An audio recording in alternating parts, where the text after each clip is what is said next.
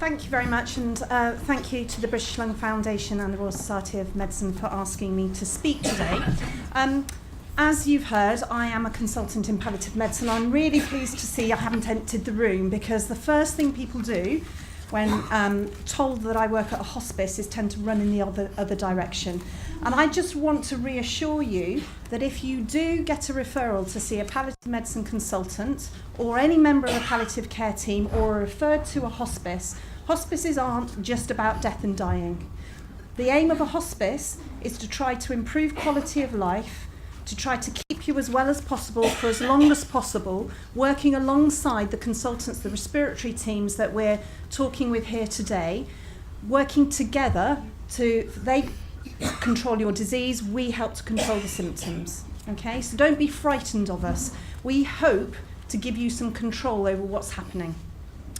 My remit today is to talk to you about managing breathlessness and cough, which of course are two of the major symptoms that people who suffer from pulmonary fibrosis suffer from. So I'm going to start off with cough. And the first thing that I would say is we've already heard that 80% of people with pulmonary fibrosis suffer from cough, and it can be a very, very distressing symptom. And what is clear is that people that suffer from pulmonary fibrosis are really sensitized. They have very, very sensitive airways, if you like, in terms of triggering cough. So there's an increased sensitivity to the things that would make anybody cough. When we're assessing somebody who has cough, even if they don't have pulmonary fibrosis, these are the things that we will often be thinking about. Has somebody got a postnasal drip? So have they got a runny nose? It's the stuff running down from the back of the nose down the throat that's causing irritation and causing people to cough. Have people got gastric reflux? And there's some evidence that heartburn and reflux can be associated with pulmonary fibrosis that can also trigger cough.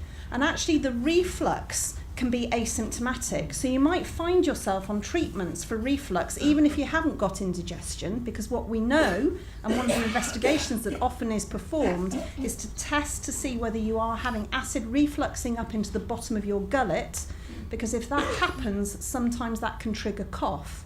So suppressing acid production in the stomach and helping the stomach to empty faster may help with cough, and there is at least some evidence that it may help with pulmonary fibrosis as well.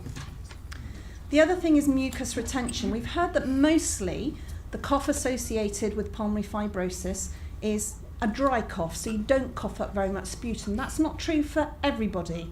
And I think one of the things that I would say is, my observation would be that this disease, the way it progresses, the way it's experienced, is very, very different in each individual person. So mucus retention can be a problem, and sometimes people do cough up sputum, and that also becomes more important when we're thinking about whether an infection is causing an acute deterioration in somebody's condition. In my experience, and my background is I'm a trained chest physician who moved over into palliative medicine later, and I developed my interest in pulmonary fibrosis actually when I was working at the Brompton. And talking to the patients that are referred to me, talking is a really big issue when you've got a cough with pulmonary fibrosis. Talking on the telephone seems to be particularly problematic. Cold air can trigger it, but even cooking smells can do it. Perfumes, aerosols, they often precipitate cough, and exertion certainly can cause a problem. So how can we manage it? What are the best ways to try and, we can't take it away, often it's going to remain a problem, but if you can try to avoid the triggers as far as possible. Try not to speak without pausing. Speak slowly, speak in a controlled way. I often think that sort of when you're speaking very quickly and you are breathing in quite quickly, that can dry the airways and that can exacerbate cough. For a postnasal drip, patients are often prescribed steroid nose drops or sprays. And we were talking about the reflux. The treatments for reflux are ranitidine, which is a way of blocking acid, and things like omeprazole or lansoprazole that suppress acid production in the stomach. And sometimes, often, they're prescribed with domperidone or metoclopramide, which are two drugs that make the stomach empty faster. So get rid of the acid that's produced in the stomach by emptying that into the intestine. I'll come back to saline nebulizers in a minute. Anesthetic lozenges can sometimes be helpful, but you do have to be careful with those because they do numb the whole of the back of the throat, and often the cough is triggered from lower down than that. But when you use an anesthetic lozenge, you have to be very careful about swallowing afterwards because it can make your swallowing feel a bit strange, like you've got a lump stuck in your throat. Breathing control and relaxation techniques and visualization, and I hope Julia will say a little bit about this in a minute, can also be very helpful. And acetal cysteine is a drug that actually thins down the mucus if you do produce mucus, and a lot of patients with pulmonary fibrosis are actually prescribed an acetal cysteine. That helps people to cough up any mucus or sputum that's down in the chest. Some people have told me that having a hot drink, so a soothing drink like honey and lemon, that kind of thing, can often be helpful to soothe the throat and stop the cough. Going back to saline nebulizers, as far as I'm aware, there's no evidence for the use of saline nebulizers in helping with cough, but my personal experience is when I am seeing a patient and cough is a problem for them, using a saline nebulizer can be helpful. The final course of treatment really for suppressing cough would be using an opioid, and by an opioid I mean something like morphine. And sometimes that can be very helpful, especially if you're coughing at night. Okay, coughing at night, having a dose of morphine to help settle the cough at night and help give you a good night's sleep can be very helpful. But we have to be very careful with morphine. It has a number of side effects, and I'll come back to that in a minute. Okay, so moving on to breathlessness in pulmonary fibrosis, it's complicated. It's a symptom that almost is pretty much universal in this condition, and is probably, alongside cough, one of the worst symptoms that patients suffer from.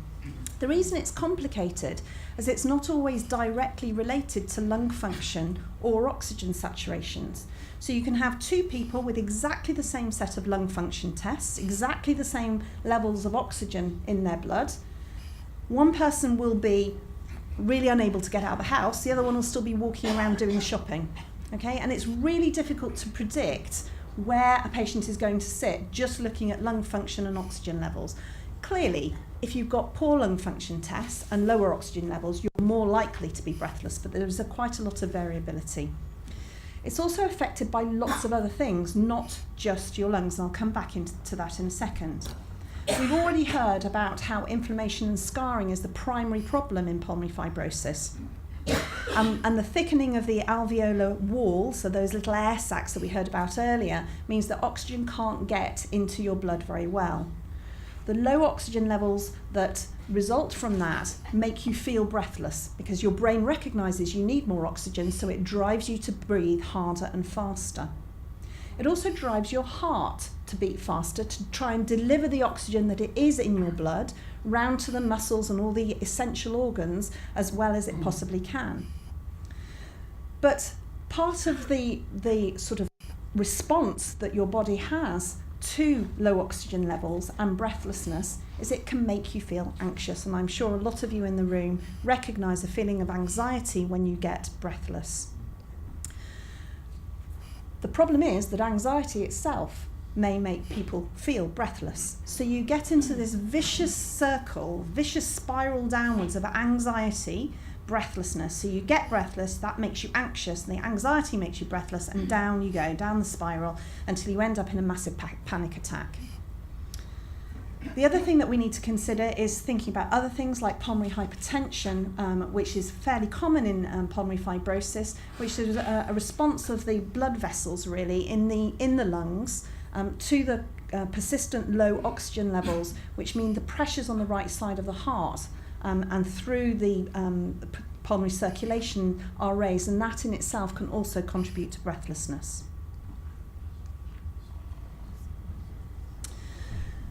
One of the things that I think that we do particularly well, just to blow my own trumpet and that of my team, is that we really, really focus on the psychological impact of breathlessness and of this illness on the person that we're looking after. I've already stated that anxiety can make things much, much worse. What we find is that the fear of being breathless, because you know that you're going to get breathless if you exercise, and you know that you've got a problem with your lungs, that makes you frightened.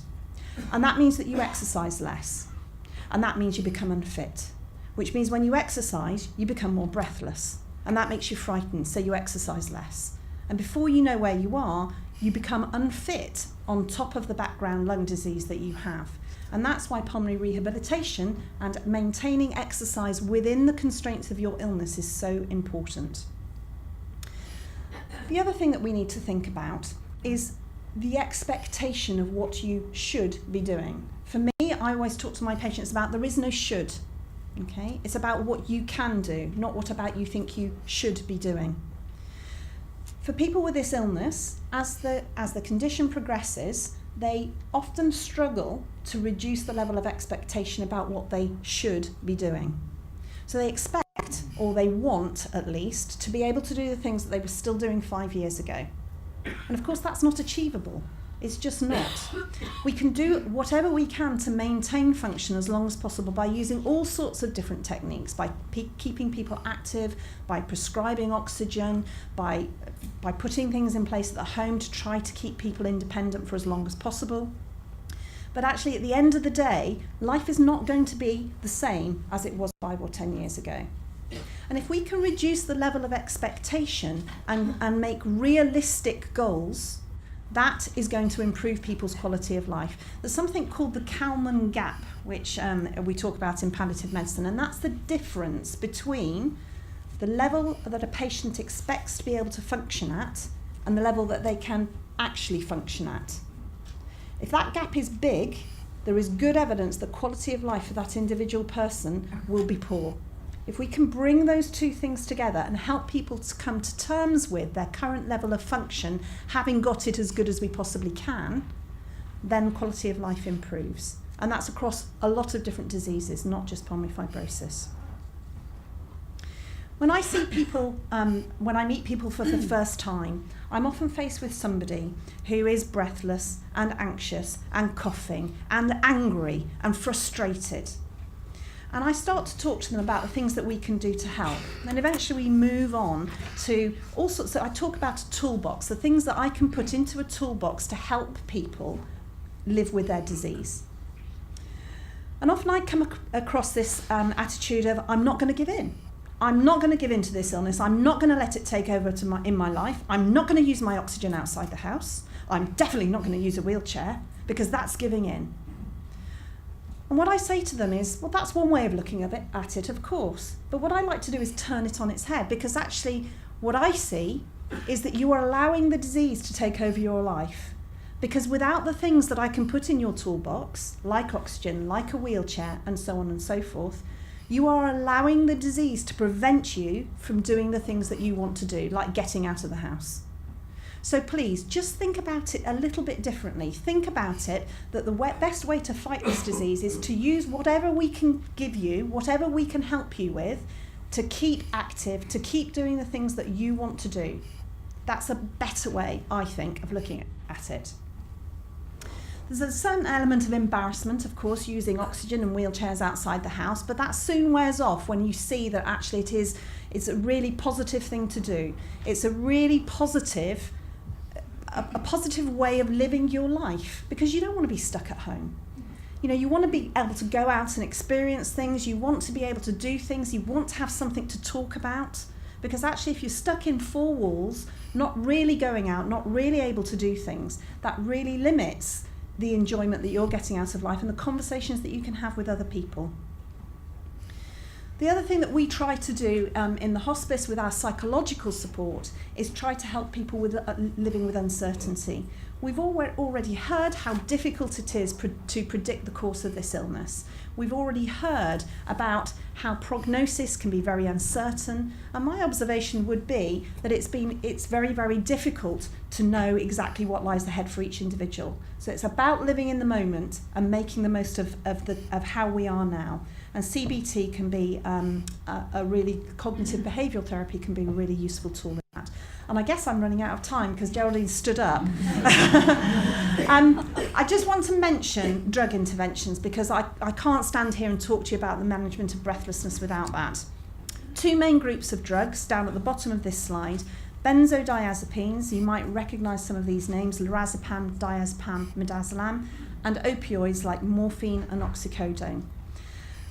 The choice between these two sets of drugs depends on whether breathlessness is your primary problem or whether anxiety is your primary problem. And during my assessment, what I would do is have a look and listen to the individual person and try to assess which one is more important. If it's anxiety, I would choose to prescribe a benzodiazepine. I have to say there's very, very limited evidence for the effectiveness of benzodiazepines in the management of breathlessness, but for me that's about choosing the right patients. For people where breathlessness is the primary problem and might lead to anxiety, I would prescribe opioids, so morphine at very low doses, and the key with both these drugs is to start at very low doses and gradually increase them as patients tolerate it. And with the opioids, to use them before exertion. That's always how I start. So using a small dose of liquid morphine 20 minutes before you do your exercise is the way forward. Okay.